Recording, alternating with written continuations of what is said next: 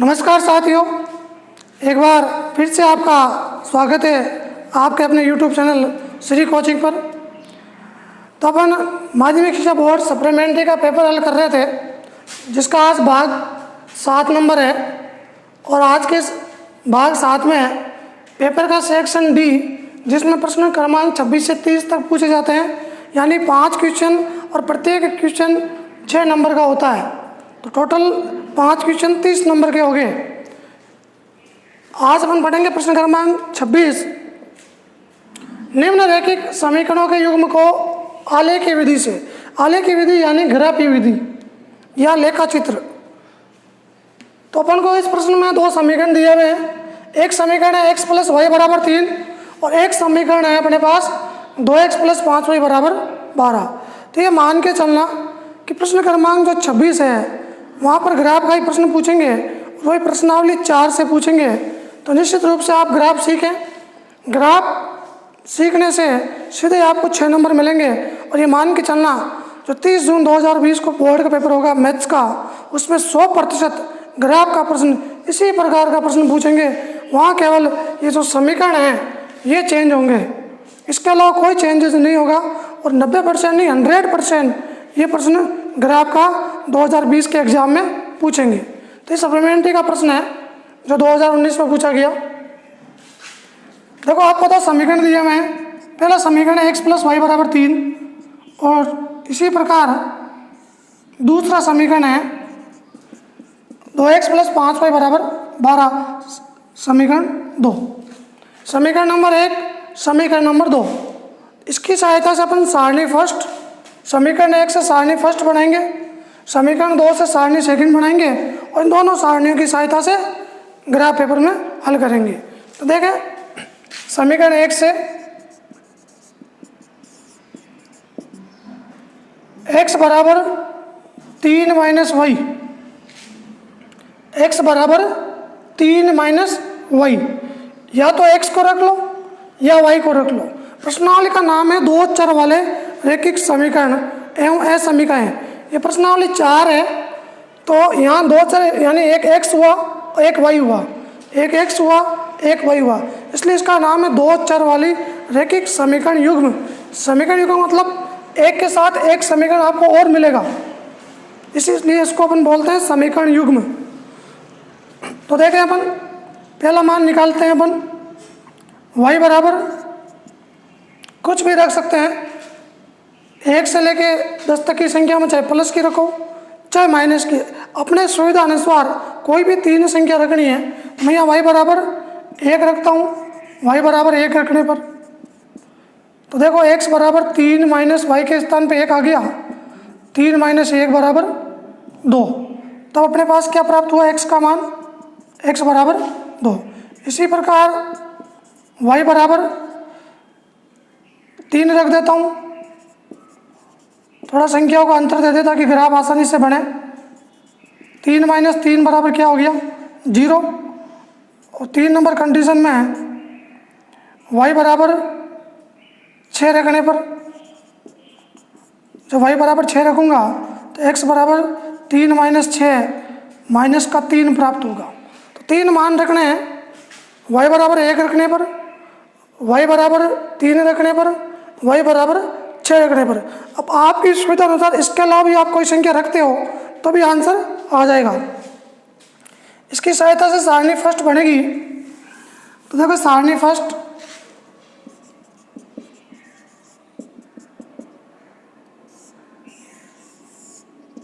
सारणी फर्स्ट में x और y। तो यहाँ देखें आपने y = 1 रखा, तब आपको x की वैल्यू 2 प्राप्त हुई। फिर आपने y = 3 रखा, तब आपको x की वैल्यू 0 प्राप्त हुई। फिर आपने y = 6 रखा, तब आपको x की वैल्यू -3 प्राप्त हुई। तो ये सारणी फर्स्ट है। इसी प्रकार समीकरण नंबर 2 है अपने पास। समीकरण 2 से 2x + 5y = 12। समीकरण नंबर 2, समीकरण 2 से 2x = 12 - 5y, x बराबर 12 माइनस 5y बटा 2। तो ये समीकरण 2 है।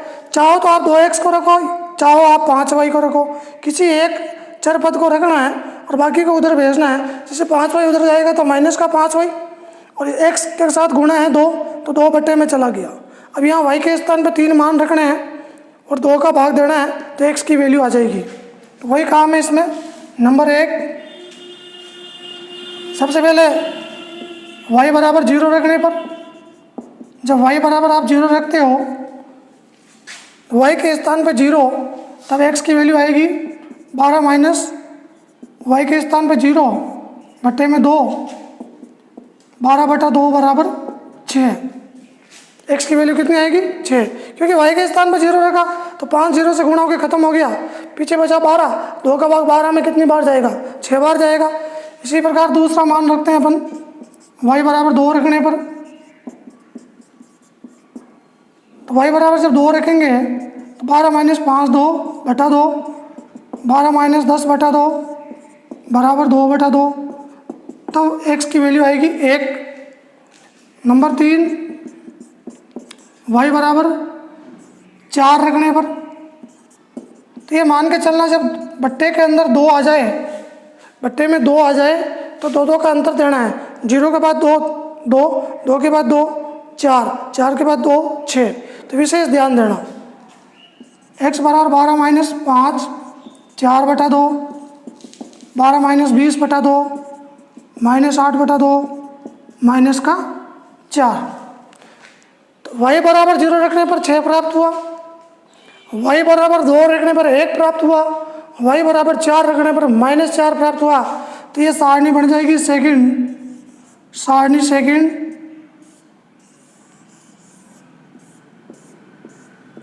X Y. सारणी सेकंड में देखो, y बराबर 0 रखने पर 6 प्राप्त हुआ, y बराबर 2 रखने पर 1 प्राप्त हुआ, और y बराबर 4 रखने पर माइनस का 4 प्राप्त हुआ। तो ये सारणी फर्स्ट और सारणी सेकंड, इन दोनों की सहायता से ग्राफ में ये बिंदु अंकित करेंगे। तो अब जो नेक्स्ट काम है वो ग्राफ पेपर में जहाँ ग्राफ बना हुआ है वहाँ स्केल और पेंसिल की सहायता से आपको ग्राफ पेपर बनाना है। ग्राफ पेपर का जो बेसिक कंसेप्ट है, X X dash Y Y dash, मूल बिंदु, ये सब अच्छी तरह से बनाने हैं। तो देखिए ग्राफ पेपर बनाता हूँ मैं।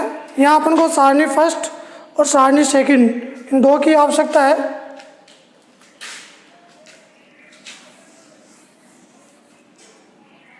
सारणी फर्स्ट,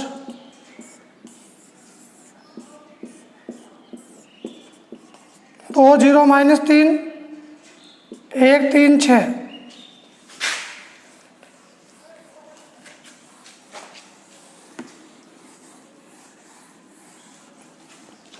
सारणी फर्स्ट और सेकंड का यूज लेना है।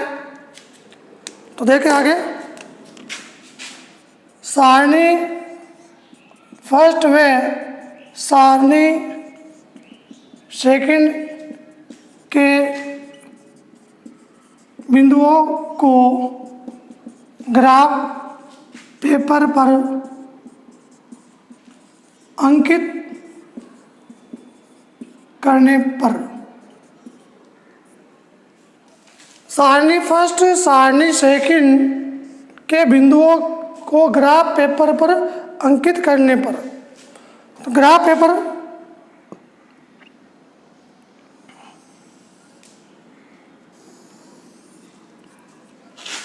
ये ग्राफ पेपर बनाया अपन ने। तो ग्राफ का जो बेसिक कंसेप्ट है,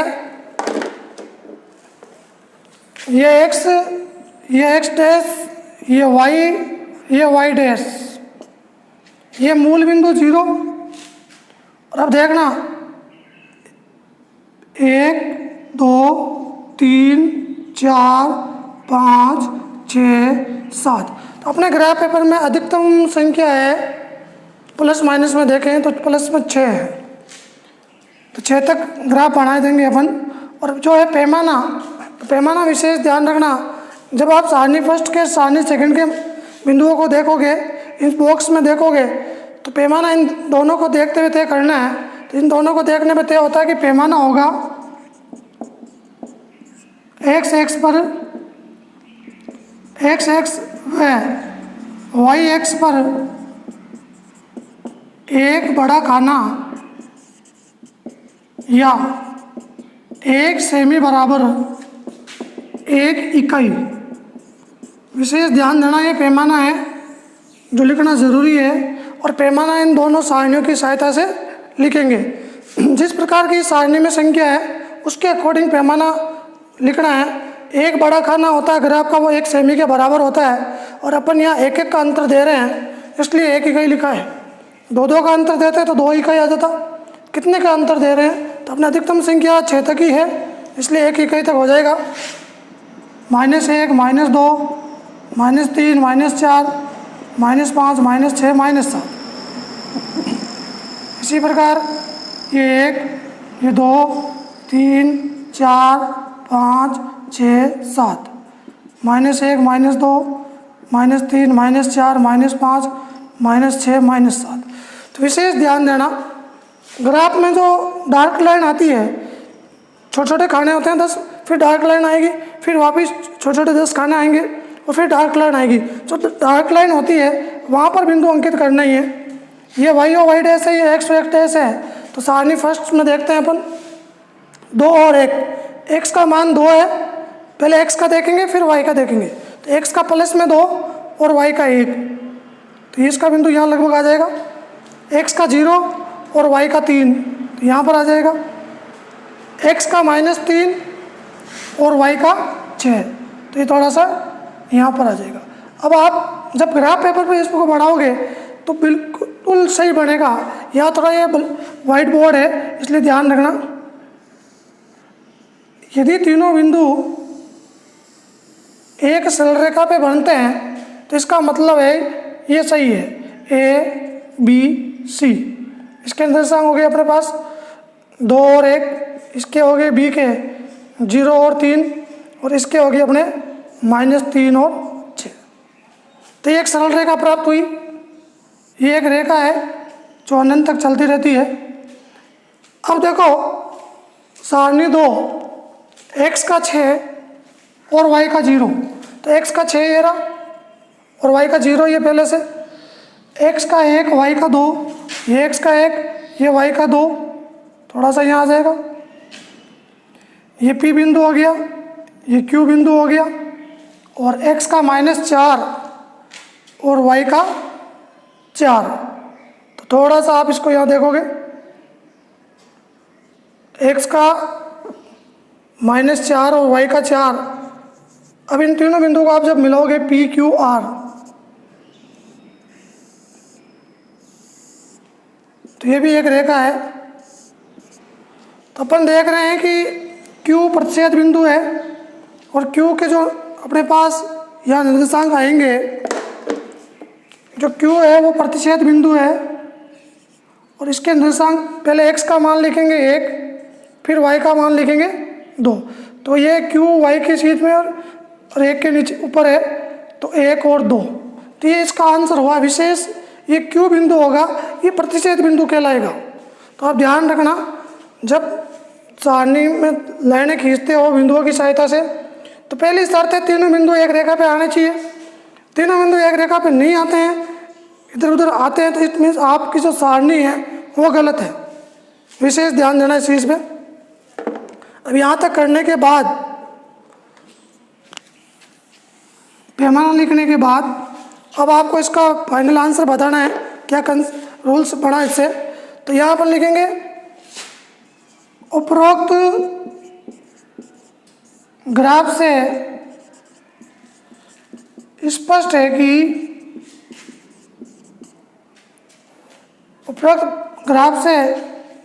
है कि दोनों रेखाएं बिंदु Q यानी कि 1, 2 पर प्रतिच्छेद करती है, तथा समीकरण युग्म की जो प्रगति होगी, समीकरण युग्म की प्रगति अद्वितीय हल तथा संगत होगी। तो कई बार प्रश्न में पूछ लेते हैं निम्न समीकरणों की प्रगति भी बताइए। तो प्रगति जब ग्राफ में प्रतिच्छेद रेखा प्राप्त होती है तो समीकरण का हल वो अद्वितीय हल होता है और संगत होता है। तो ये इसकी विशेष प्रगति है, याद रखना अद्वितीय हल होगा ये, और विलोपन विधि से भी इसको अपन सोल्व कर सकते हैं और संगत होगा। तो ये इसकी प्रगति हुई। उपरोक्त ग्राफ से स्पष्ट है कि दोनों रेखाएं बिंदु Q 1 2 पर प्रतिच्छेद करती है, अतः x बराबर 1 तथा y बराबर 2 अभीष्ट हल होगा। अतः x बराबर 1 और y बराबर 2 अभीष्ट हल होगा। अब आपको इसके में एक चीज़ और पूछी है, इनके द्वारा निरूपित रेखाएं x को काटती है। तो देखो x अपने ये लाइन है x की, तो निरूपित रेखा ये है वो x को काटती है। तो एक तो x को यहाँ पे काट रही है, तो इसका मतलब कौन कौन से हो जाएंगे, x के निर्देशांक होंगे वो अपने पास एक तो हो जाएगा 0 3 और एक हो जाएगा अपने पास 0 6। दोनों रेखाएं हैं, दोनों रेखाएं x के निर्देशांक को 0 3 और 0 6, 0 3 और 0 6, यानी ये जो x की रेखा है यहाँ पर दो जगह काट रही है, तो दो निर्देशांक आ जाएंगे। और y का मान तो इसमें 3 और 0 और 6 और 0, क्योंकि x पे स्थित है तो y का मान क्या होगा, y का मान 0 होगा। तो पहले 3 आएगा और y का यहाँ पर कोई लाइन नहीं है तो y की वैल्यू 0 आ जाएगी, फिर 6 आएगा, फिर 0 आ जाएगा। तो x की पूछे तो y का मान 0 होगा और y की पूछे तो x का मान 0 होगा। तो ये अपने ग्राफ का प्रश्न है, बहुत ही महत्वपूर्ण प्रश्न है, 2020 के एग्ज़ाम में 100% पूछा जाएगा। तो आप इस प्रश्न को एक बार समझ लें और इसकी सारणी फर्स्ट सेकंड बना के अच्छी तरह से ग्राफ में अंकित करना है। स्केल की सहायता से लाइनों को खींचना है, बढ़ाना है, तीर का निशान भी लगाना है, क्योंकि ये रेखाएं हैं यानी अनंत की ओर अग्रसर है। इसका मतलब क्या हुआ, ये अनंत की ओर अग्रसर है, इनको और आगे ले जा सकते हैं अपन, इसलिए ये तीर का निशान लगाया गया है।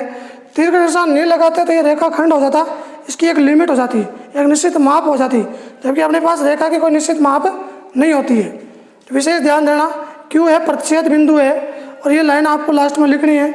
ऊपर ग्राफ से स्पष्ट है कि दोनों रेखाएं बिंदु Q 1 2 पर प्रतिच्छेद करती है और समय के युग्म की प्रगति अद्वितीय हल और संगत होगी,